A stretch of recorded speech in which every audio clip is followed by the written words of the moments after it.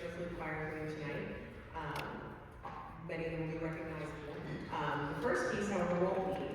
The first piece we're going to play for you is called Sugar Plums and Mistletoe, and it is an original composition for flute choir by Michael Isaacson. He is a composer for flute, piccolo. He also has composed for TV and film scores and a lot of Jewish synagogue music. So he's all over the map on his compositional style.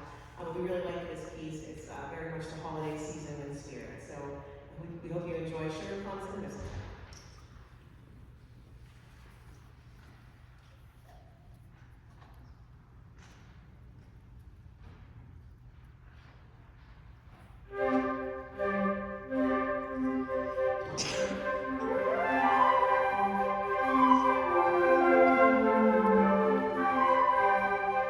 Thank you.